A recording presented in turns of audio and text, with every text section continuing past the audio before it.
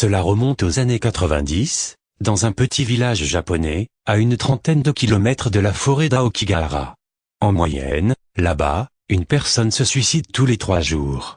Et pourtant, ces faits n'ont aucun rapport avec notre histoire. Cette dernière commence dans une petite maison isolée, en périphérie du village. Les habitants ne comprenaient pas que Madame Nishimura veuille vivre ici avec ses 2 filles. C'était, avait-elle dit, pour se rapprocher plus de la forêt, afin que ses enfants puissent se défouler loin du jardin de la petite maison. Et c'est bien ce qu'elles faisaient.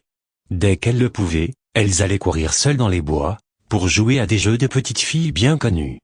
Pourtant, lorsqu'elles allaient s'y amuser trop tard, leur mère les rappelait rapidement à l'ordre, leur disant que la nuit, la brume aura vite fait de les égarer. Une mère vigilante, donc, mais peut-être pas assez, ou plutôt pas tout le temps.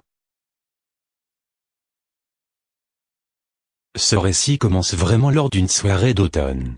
Il faisait assez froid, et pourtant, les 2 petites, Judy, 9 ans, et Maddie, 7 ans, n'étaient pas plus habillées que ça. Maddie jouait tranquillement avec sa corde à sauter, tandis que Judy se balançait sur la balançoire du jardin. Leur mère, pendant ce temps, se démenait pour leur préparer une tarte aux pruneaux, dont l'odeur envahissait peu à peu la pièce. Plus le temps passait, plus les gamines s'amusaient, et elles ne virent pas que la nuit commençait à tomber. En effet, ce soir, c'était la nouvelle lune, donc pas de lumière lunaire pour se guider. La forêt commença à se couvrir d'un voile de brume.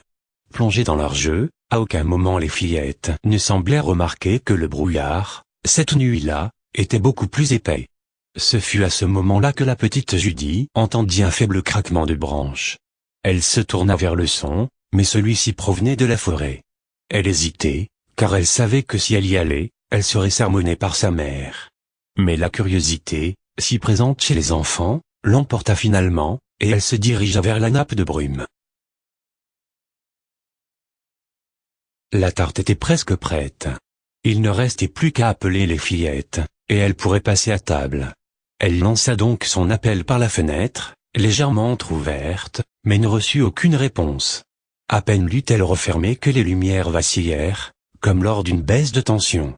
La lampe de la salle à manger alla même jusqu'à griller complètement. Elle alla vérifier les plombs, mais ceux-ci n'avaient pas sauté. Ça devait venir de la ligne, se disait-elle, elle irait bien sûr voir demain. Elle rappela ses filles, mais là encore, son appel resta sans réponse. Elle décida donc d'enfiler un manteau et d'aller les chercher elle-même, et de les gronder sévèrement. Elle tomba sur la petite Maddie, qui regardait fixement la forêt. Elle allait s'approcher d'elle, lorsqu'elle s'aperçut que Judy n'était nulle part. Elle s'avança lentement vers sa fille, la retourna, et lui demanda où était sa sœur. Maddie lui répondit alors que Judy était partie avec le grand monsieur.